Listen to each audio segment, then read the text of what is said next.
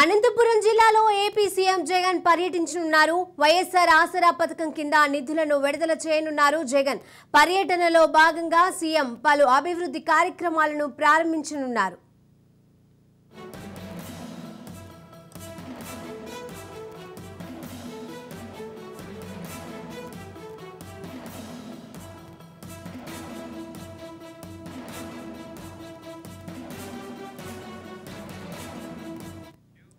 అనంతపురం జిల్లాలో AP CM Jagan పర్యటించనున్నారు. వైఎస్ఆర్ ఆసరా పథకం కింద నిధులను విడుదల చేయనున్నారు. జగన్ పర్యటనలో భాగంగా సీఎం పలు అభివృద్ధి కార్యక్రమాలను ప్రారంభించనున్నారు.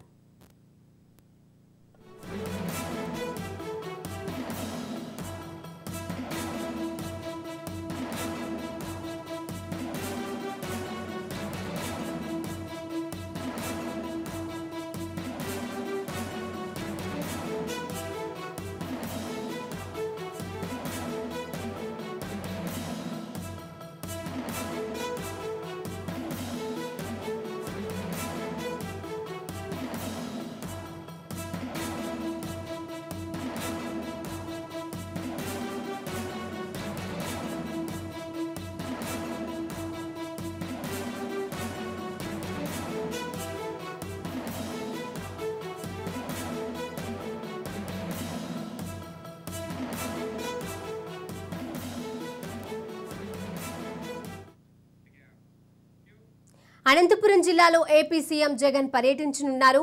జగన్ పర్యటనకు సంబంధించి మరిన్ని అప్డేట్స్ మా ప్రతినిధి సాయి ప్రసాద్ అందజేస్తారు. సాయి ప్రసాద్.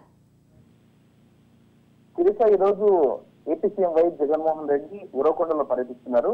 వైఎస్ఆర్ ఆసరా 4వ విడత రాష్ట్ర స్థాయి కార్యక్రమాన్ని ప్రారంభించి డ్వాక్రా సంఘాల మహిళల బ్యాంకు ఖాతాల్లోకి సీఎం జగన్ ఈ రోజు నగదు జమ చేయనున్నారు.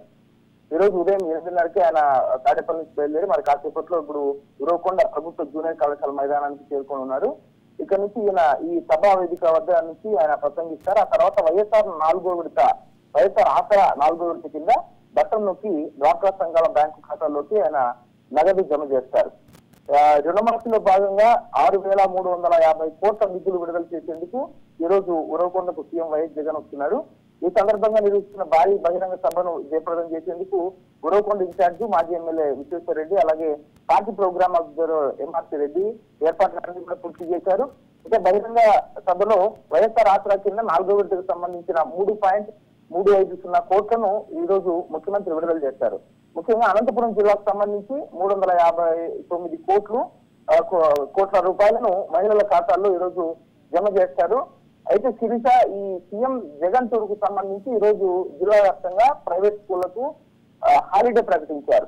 ఎందుకంటే సీఎం జగన్ టూర్ కి మొత్తం ప్రైవేట్ స్కూళ్లకు సంబంధించిన బస్సులన్నీ కూడా ఈ జగన్ బహిరంగ సభకు తరలించాల్సిందని హుకుం జారీ చేయడంతో మొత్తం బస్సులన్నీ అక్కడ చేరాయి. కాబట్టి ఈ రోజు సీఎం అన్ని స్కూళ్లలో ప్రైవేట్ స్కూళ్లలో SA3 పరీక్షలు ఉన్నాయి. అయితే ఈ SA3 పరీక్షలను రేపటికి వాయిదా వేసుకుని ఈ రోజు స్కూళ్లకు సెలవు ప్రకటించాలని కూడా జిల్లా అధికారులు ఆదేశించారు. ఈ రోజు అయితే ప్రైవేట్ స్కూల్స్ అన్నిటికీ కూడా సెలవు ప్రకటించారు. మరోవైపు మొత్తం అన్ని బండ్లు కూడా అక్కడికి తరలించడంతో మరోవైపు పెట్రోల్ డీజిల్ కి సంబంధించిన కూడా ఇబ్బందులు ఎదురవుతున్నాయన్నట్టు కూడా మనకి ముఖ్యమైన సమాచారం వచ్చింది. ఎందుకంటే పాత బకాయిలు చెల్లించకుండానే మొత్తం ఇప్పుడు సీఎం సభకు తరలించే వాహనాలకు సంబంధించి పెట్రోల్ డీజిల్ బంకుల్లో ఇంకా గతంలో ఉన్న బడ్జెట్ ఇంకా రాలేదు. 60 లక్షల వరకు పెట్రోల్ బంకుల యజమానులకు బకాయి పడినట్టు కూడా మనకు తెలుస్తోంది.